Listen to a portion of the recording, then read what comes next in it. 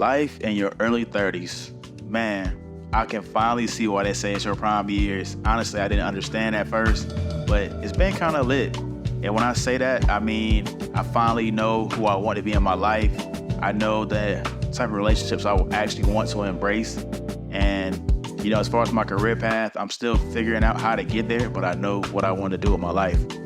And, strengthening my relationship with Christ has been, a roller coaster, but I'm finally figuring it out. So when I'm going through this thing called life, it doesn't feel overwhelming. I feel that I know God is on my side, so I can't fail. And I'm just taking it day by day. But man, for the people who are wondering, on the other side, it's not scary, bro. Embrace them late 20s, step into them 30s, because it's on its way.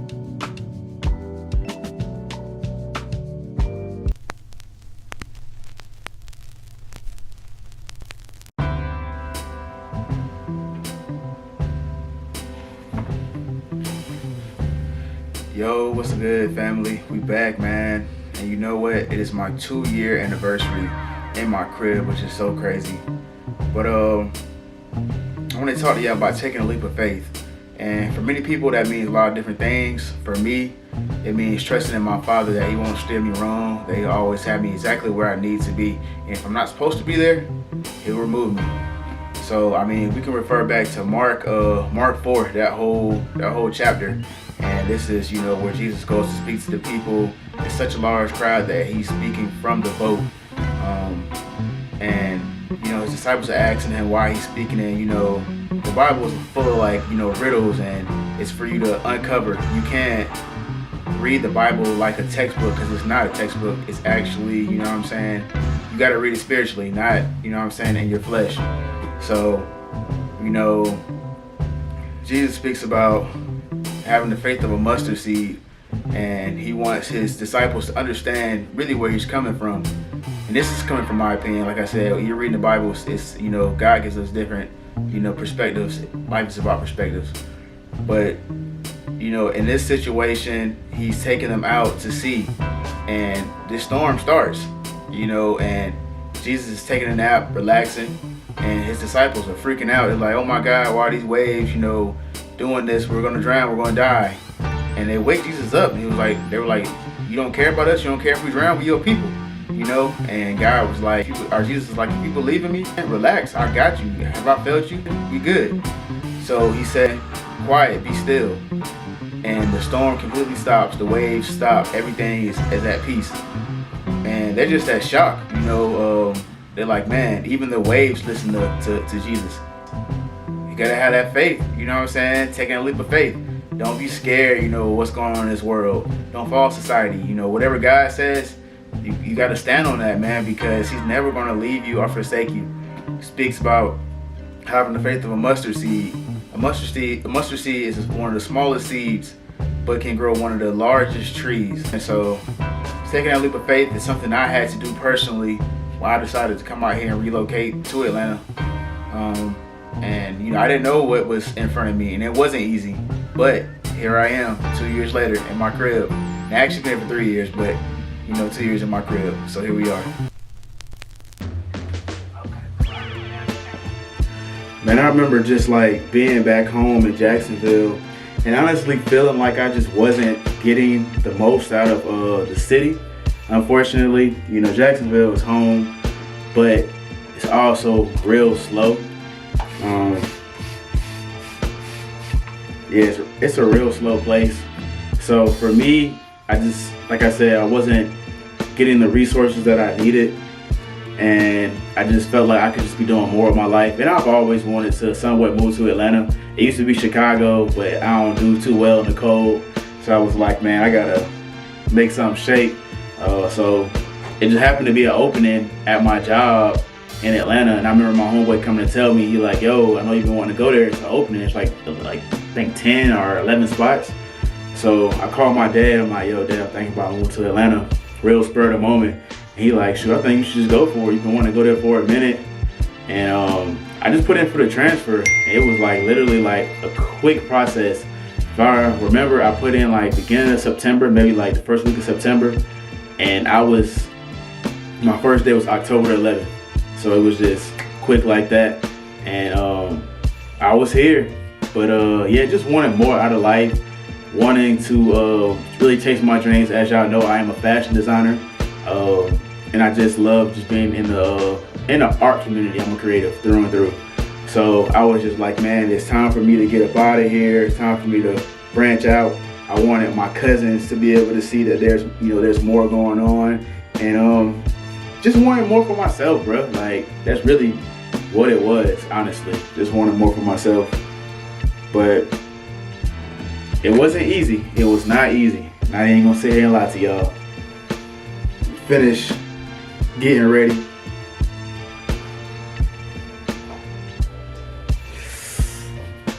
Yeah, that'll do.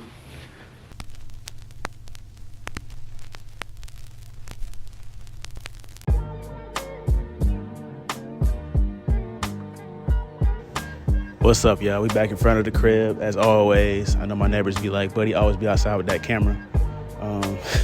But you know what I'm saying? Hey, we here. So I know I never say this, but if you are new, subscribe to the channel, man. If you enjoy my content, I'm on the road to getting 500 subscribers. So I would greatly appreciate it. But yeah, so how hard was the initial move to Atlanta?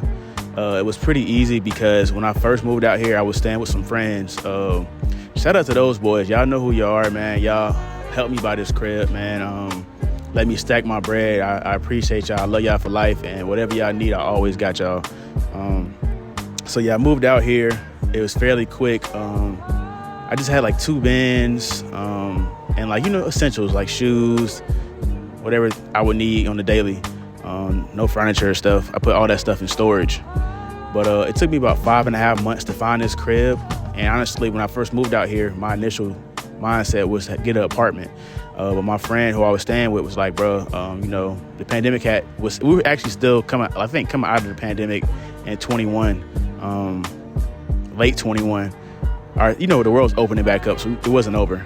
But he was like, yeah, bro, why don't you like looking to get in a crib instead of an apartment?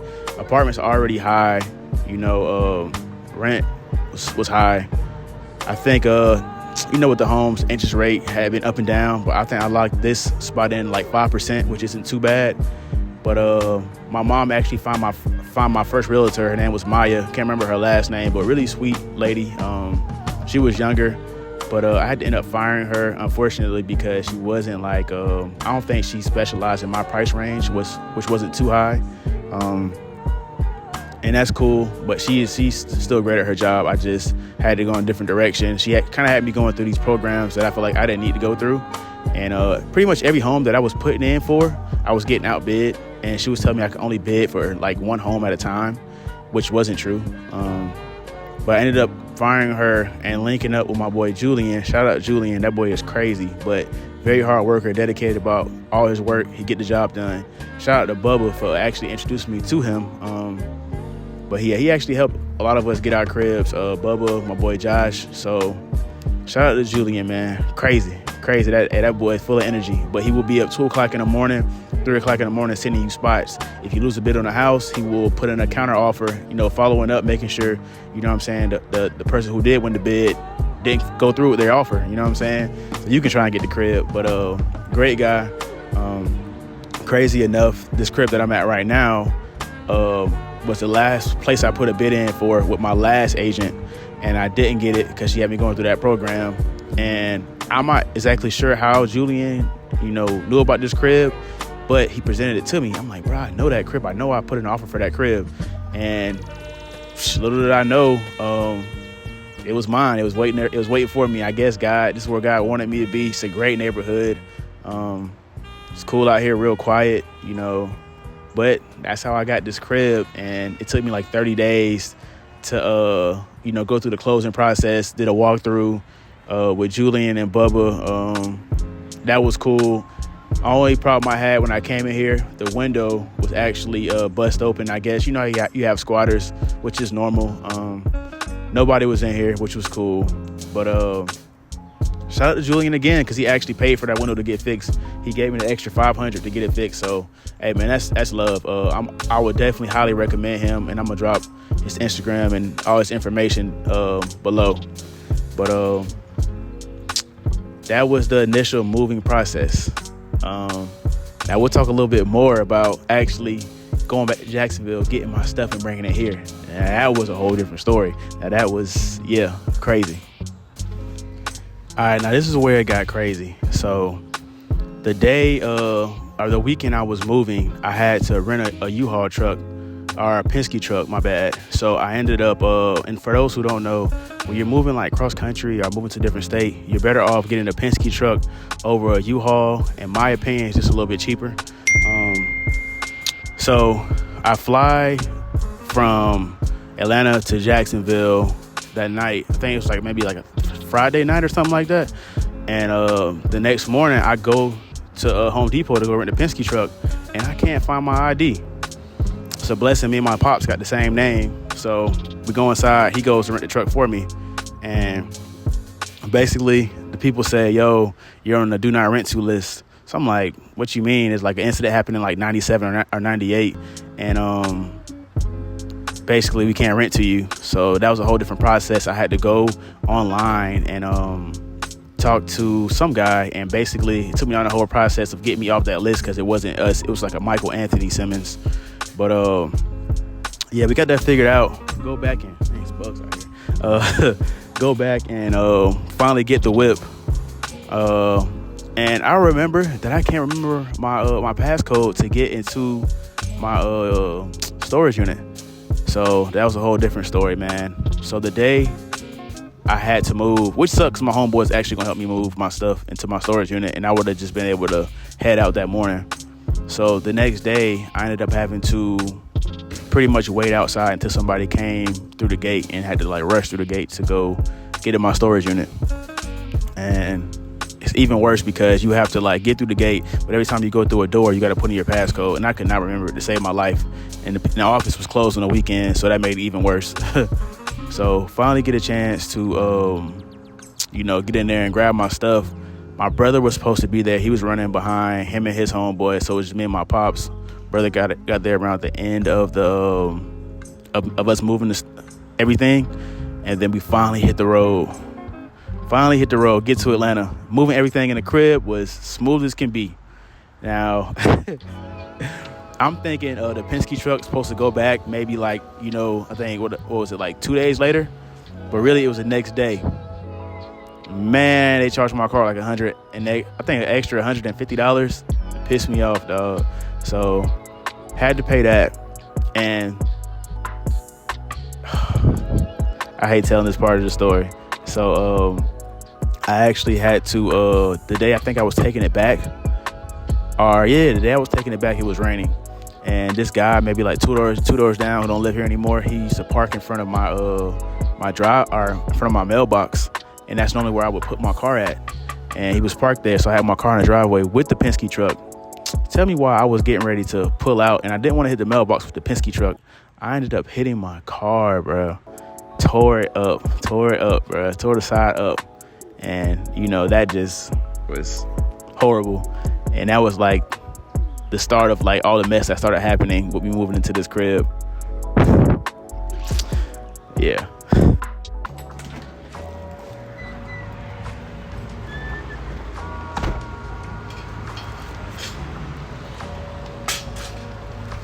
All right, y'all. So let me not skip over the part when I was closing for my crib. I was crying like a baby because I had just did a few of my last month sleeping on the couch at my friend's house. And I also didn't mention that today is Juneteenth.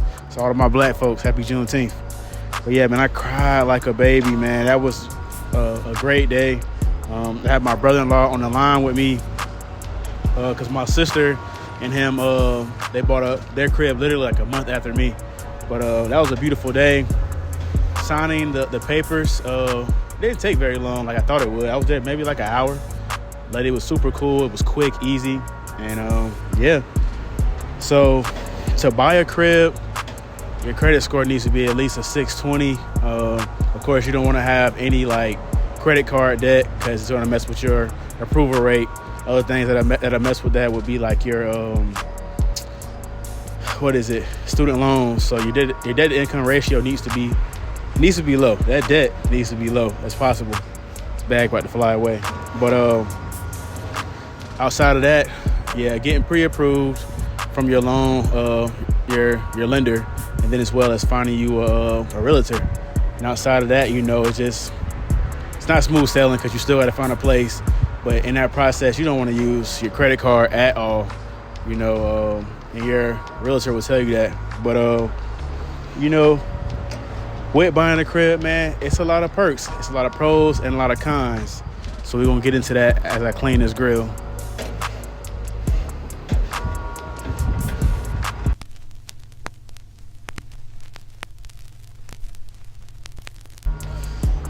So we're going to talk about the cons. And as you see, I got this big old hole in my backyard. Somehow, some way, my fence broke. And that's a con because I got to fix it. But so that's one thing, like maintenance that happens. Like I had a incident where my toilet kept running and I didn't know why. And then I was trying to fix it. The water was shooting up in the air. So when you're a homeowner, you can get this thing. You can get a home warranty. Have American Home Shield. You pay like $120, and they'll come fix whatever's broken in your crib as long as it's within like your package deal. But the thing is also with that, if they don't fix it within the first 3 times, or if it's like an appliance, they'll give you a whole new one. And that's how I got my dryer, which is a whole different story. But yeah, shout out American Home Shield. Outside of that, I got HOA fees, which for me is quarterly.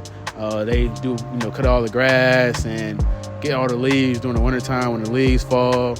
So that's a plus and a con because I got to pay for that. It's quarterly and I pay $135 quarterly for that. One other thing that I didn't understand buying my home, because I didn't do a whole lot of research like I was supposed to, is the taxes in your area go up. So I went from paying a certain amount to my mortgage going up extra $100, which sucked for me at the time because my job stopped giving out that overtime that I was telling y'all about. So that's a con as well. Another one, man, trash fees, which it probably isn't that bad, but it seems like it is in my eyes. I know I was just putting out my trash can and they were coming to pick up my trash every week. And then like one time they just stopped coming to get it. Little did I know they switched the trash days from, it used to come on Wednesdays, now it comes on Mondays.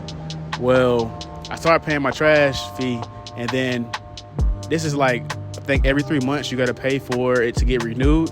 Didn't know that. So they stopped coming to pick up my trash, and then they took one of my trash cans because I had two. But yeah, those are like my biggest cons.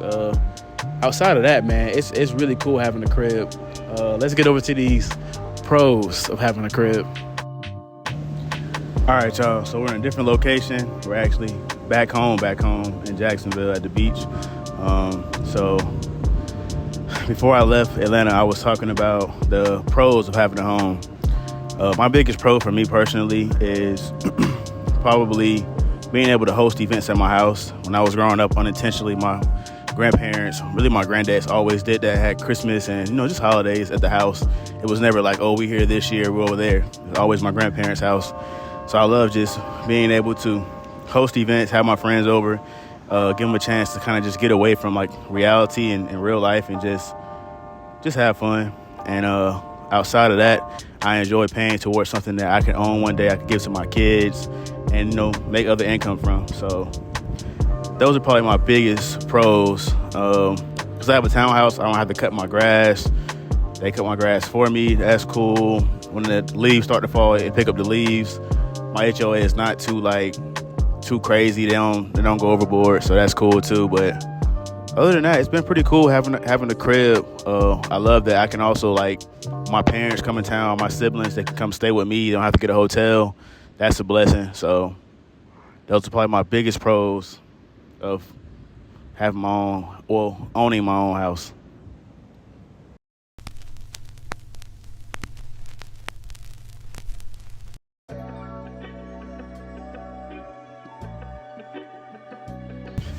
All right, y'all. So this video eventually has to come to an end, and hopefully it's not as long as I thought it was probably going to be. y'all probably tired of hearing me talk, but it's just on brand for me to actually be back home in the home that I grew up in, to finish off this video. And I think that's why home ownership was so important to me. Everyone's upbringing was different, and what they experienced. With me, my parents were some of the first people in their family to branch out and do something a little different. So growing up, when I was really young, we lived in an apartment that I don't really remember too much because I was super young when my parents bought their first home. So I watched my parents build two houses, the house we had before this one, and then this house they live in now. And they've been staying here since I was about in third grade, going to fourth grade. So, and it's still here. And I've just seen that same thing with my aunt and uncle. They live in the same house. I watched them renovate that house, not millions, but at least 20 times. So, and my aunt's still doing it. But yeah, I just think it's cool, man, to have a home. Think about now I'm older. I can still come back and come to my parents' house 15 minutes from the beach, and I can just come and bring people with me so they can also experience that love and just feel comfortable. Nothing like having a home to go to. So that's my take on the feeling that I get from just being able to have something to call home, a place to call home. Home is for me for real, wherever your family is. But it's just so nice to be able to I can come back and sleep in my old room. I can sit in my parents' room if I feel like it. So I want my kids to have the same thing, when they grow up. But yeah, that's where I'm gonna end off, man. I'll probably show a little slideshow of just the years through, or the past 2 years in my home, the events that I've had. And before I leave, this video is dedicated to my uncle who passed last week. My great uncle, miss him dearly. He was the person that got me into if you know me personally, I know I got an old soul, man. I love old school over rap any day. And he got me just onto the old school at an early age. And they used to take us on these family trips every summer to Disney World. But yeah, this whole video is dedicated to my uncle. He showed me family and what it should look like and that type of love. But yeah, I don't want to talk too much, but I just miss you, and I love you. And I know you're in heaven looking down, proud of all of us. But yeah, man, thank y'all for joining me on this video. 2 years in the crib. And yeah, let me go because I'm headed to a baby shower. But see y'all next time. Peace.